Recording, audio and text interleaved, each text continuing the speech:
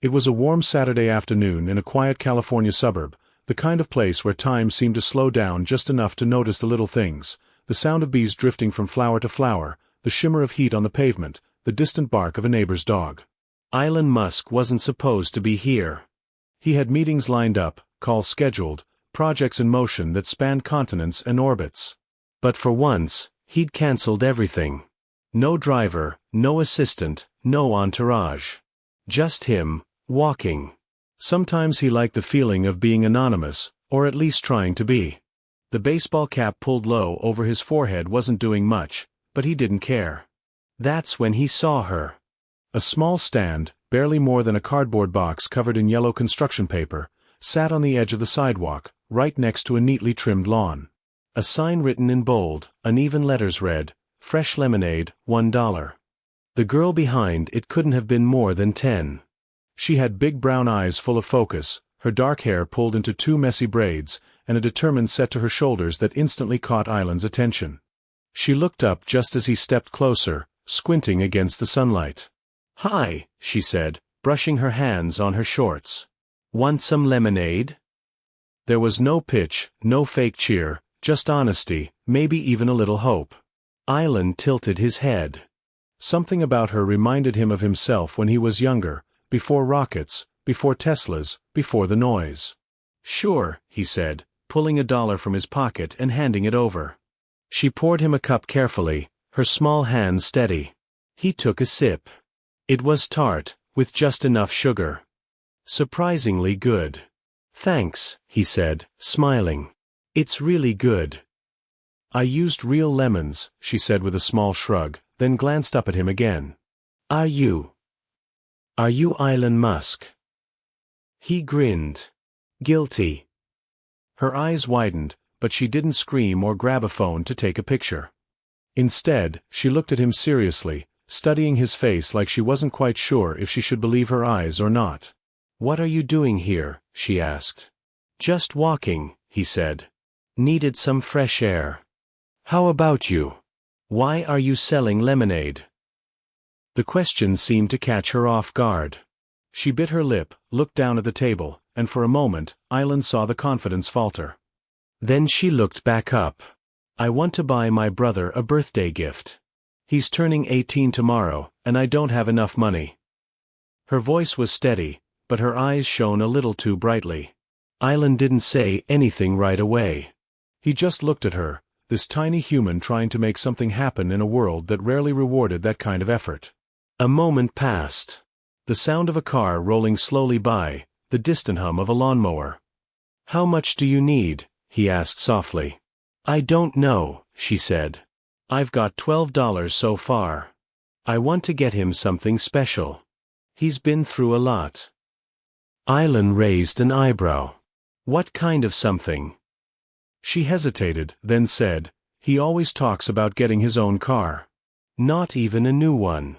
Just something to help him go to college and work." Her voice dropped to a whisper. "But I can't buy him a car with lemonade money." Elon knelt down a little to meet her eyes. "What's your name?" "Sophie," she said. "Sophie," he repeated, like he was testing the weight of it. "How about this, I'll take all the lemonade you've got." Her eyes grew. "All of it?" "Every last drop," he said. "But only if you let me help you give your brother something special." She blinked, uncertain. "Why?" "Because," he said, "I think the world could use more people like you. And I think your brother is lucky to have you." She stared at him for a second, and then her mouth curled into a tiny, uncertain smile. "You're serious?" "Completely," Elon said, standing back up and taking another sip. "This lemonade deserves a 5-star rating." She laughed, a small, surprised burst, and then nodded slowly, like she was still trying to process what was happening. "Okay," she said. "Deal." Elon pulled out his phone. "Let's call your parents," he said. "I want to make sure they know you're about to become a very successful businesswoman." Sophie giggled, but her hands trembled slightly as she picked up her phone. Her fingers dialed quickly. As the phone rang, Elon took another sip and looked around, as if suddenly the entire street had changed. The air felt different. Lighter. Like something special was just beginning. Sophie held the phone to her ear, her fingers nervously fidgeting with the edge of her t-shirt as it rang. After a few seconds, someone picked up. "Hi, Mom," she said, glancing up at Island with wide eyes. "Can you talk for a sec?" Her voice was a little shaky, like she still wasn't sure if this was real or a dream she'd wake up from any minute. Island stood beside her quietly, hands in his pockets, waiting. Sophie took a deep breath. "There's someone I want you to talk to." She handed the phone to him slowly, still unsure. Island took it with a small smile and brought it to his ear. "Hi," he said calmly, "this is Elon Musk." There was silence on the other end. Then a sudden burst of confused words, the kind that tumble out when your brain tries to reject what your ears are hearing. "No, I promise," he said, glancing at Sophie. "I'm actually here. Sophie's selling lemonade and told me about her brother's birthday. I wanted to help." More disbelief. Island listened patiently, then held out the phone toward Sophie. "I think she wants to hear it from you." Sophie took the phone back. "Mom, it's really him," she whispered, eyes glowing. "I don't know how but he's standing right here." She paused. "And he bought all the lemonade." There was a stunned silence, followed by a stream of questions from her mom, none of which Sophie really answered. She just kept repeating, "Yes, really, and I don't know why, but he's being super nice." Island waited until she hung up, then looked down at her again. "Okay," he said. "Now, let's talk details. What's your brother's name?" "Daniel," she said quickly. "He's my big brother.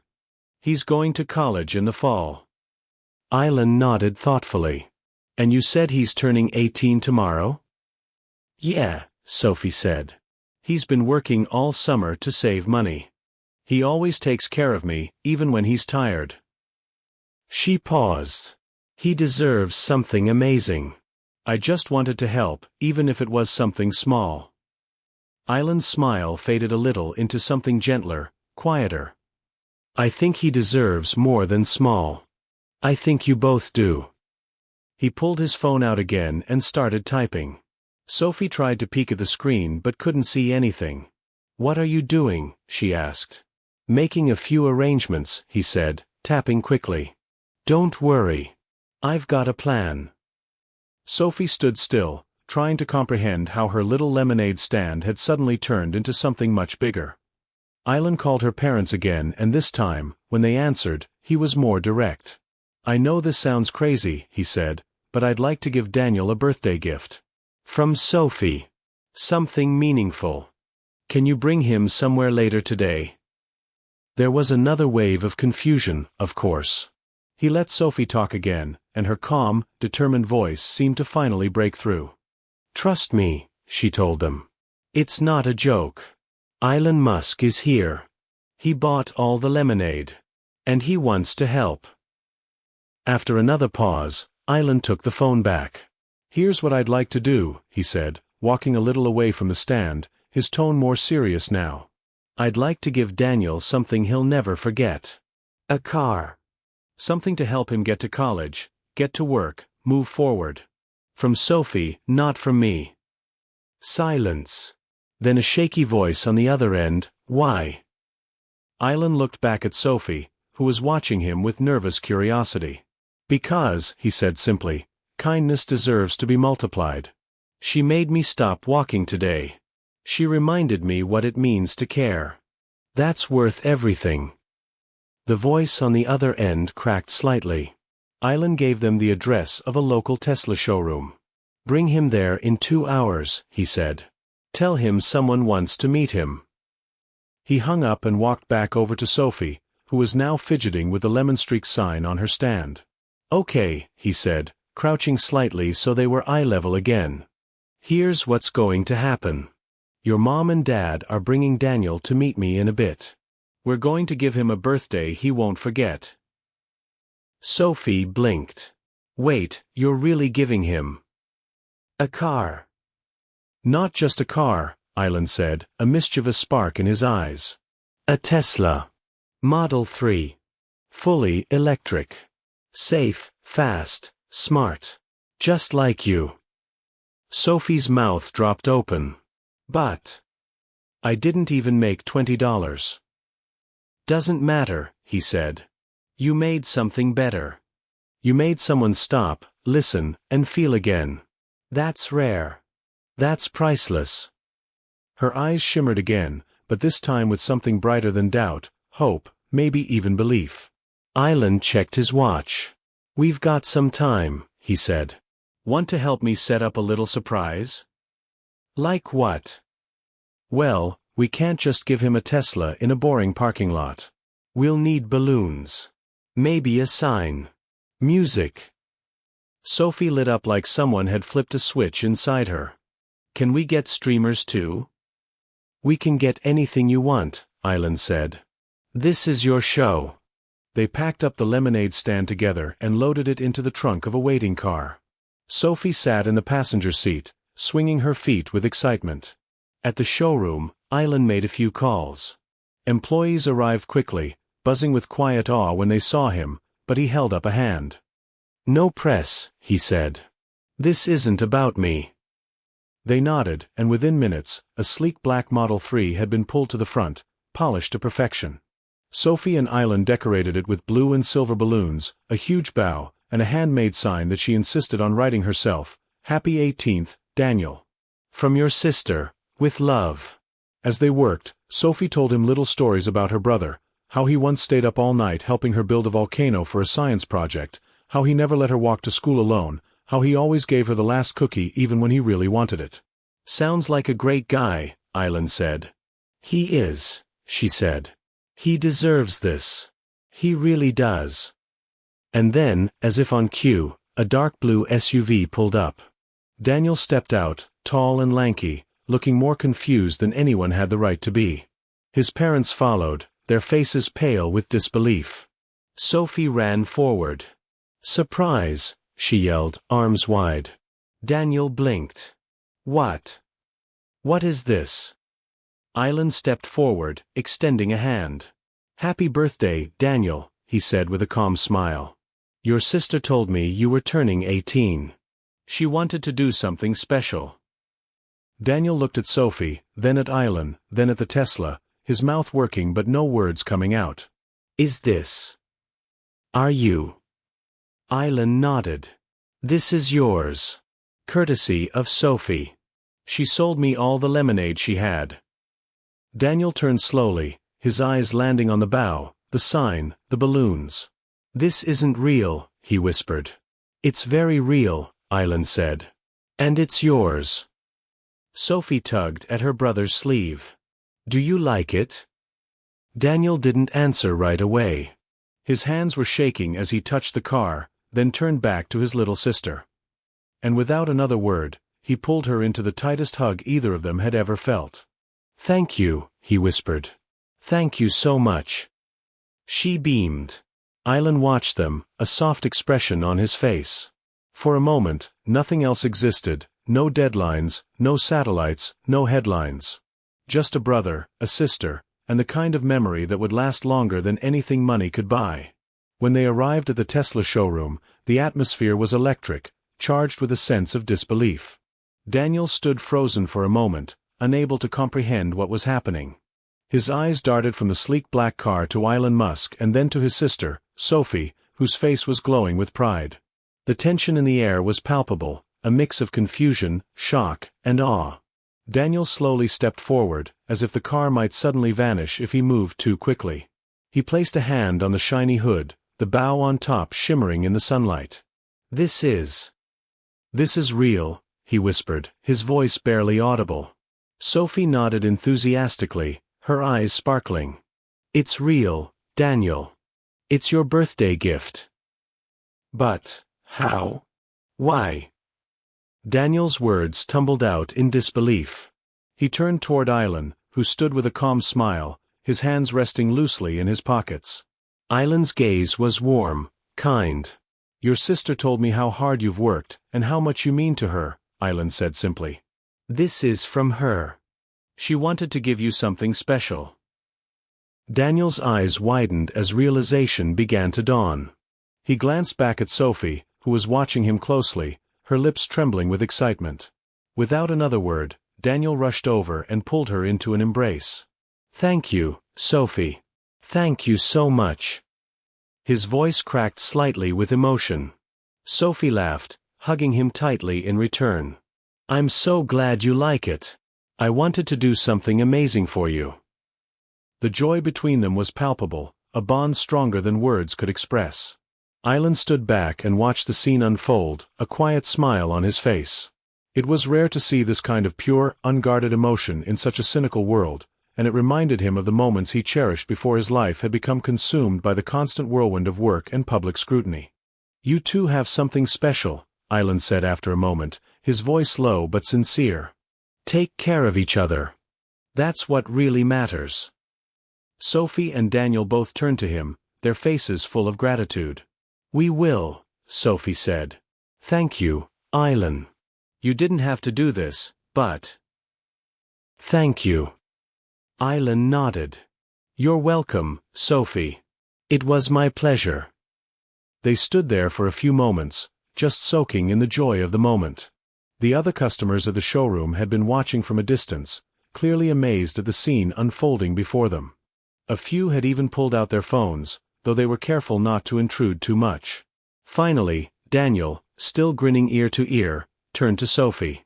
"Let's take it for a spin, shall we?" Sophie's face lit up. "You're driving?" she asked, her eyes wide. Daniel smirked. "You bet I am. But I want you in the passenger seat." Without wasting any more time, he climbed into the driver's seat and started the car. The quiet hum of the electric engine was almost surreal, a far cry from the roar of the old car they'd been driving for years. Sophie climbed in beside him, her fingers twitching with excitement. "It's so smooth," she breathed, glancing out the window as they pulled out of the parking lot. The world seemed to open up before them, the streets stretching out like a path to endless possibilities. As they cruised around the neighborhood, Daniel kept glancing at the dashboard in awe. "I can't believe this," he said, shaking his head. "This is insane. Sophie, you're the best sister ever." Sophie laughed, her excitement infectious. "I'm glad you like it. But you know, we should make sure to invite Island to dinner to thank him properly. He's been way too generous." Daniel turned to look at her, a playful glint in his eyes. "I think that's a great idea." They pulled back into the showroom parking lot, and Sophie hopped out, waving at Island. "Island, we're going to invite you for dinner. You have to come. It's the least we can do to thank you properly." Island chuckled, shaking his head. "I think I might be more of a distraction than a guest at a family dinner." But Sophie wasn't having any of it. "You have to come. It's only right. You're part of this now." Daniel nodded. "Please, Island. You've done more than enough, but we'd really like to have you join us." Island hesitated for a moment, then smiled. "All right. You've convinced me. I'll come to dinner. But I'm warning you, I don't cook." Sophie grinned. "It's fine. We'll order takeout. The important part is having you there." The three of them made their way to Sophie and Daniel's home, where their parents were already waiting, still in shock from the incredible gift that had just been given to their son. Sophie's mom and dad were equally overwhelmed when they saw Island walking in behind them, though they were clearly trying to hide it behind awkward smiles. "Mr. Musk," Sophie's dad stammered, offering an unsteady handshake. "It's an honor to have you here."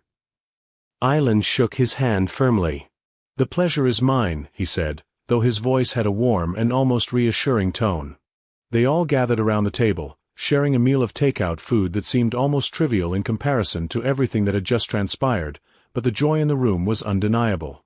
Daniel sat beside Sophie, still smiling like he'd won the lottery. "I can't believe this is real," he said again, looking around at the faces of his family, at the car parked outside, at the man sitting across from him who had made it all happen. "It's real," Sophie said with a grin. "And it's all thanks to you, Island." Island smiled, his eyes glinting with a quiet amusement. "I just helped out," he said, though his words carried a deeper meaning. He wasn't in the business of giving away cars, of course. He was a businessman, a visionary, a dreamer, but what Sophie had reminded him of today was the power of simple kindness, of how little acts of compassion could ripple out and create something beautiful. As they sat around the table, eating and laughing, the warmth of the moment settled around them like a blanket. It wasn't about the car, or the fame, or the incredible story that would likely be told for years to come.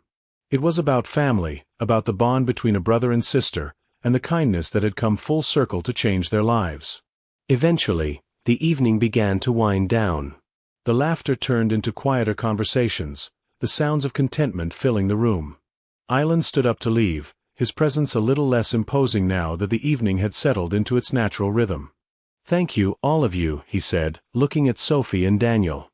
"This was a good evening." Sophie jumped up and hugged him tightly. "Thank you, Island. You've made this the best birthday ever." Daniel, still beaming, came over and shook his hand. "You're always welcome here, anytime." Island nodded. "I'll hold you to that." As he left their house, stepping back out into the cool night air, Island felt a rare sense of peace settle over him. He had given something away today, something more precious than a car. He had given hope, and in return, he had been given a reminder of what truly mattered. And for the first time in a long time, Elon Musk felt that he wasn't alone in the world. He had made a difference, in a way he hadn't expected. And it felt good.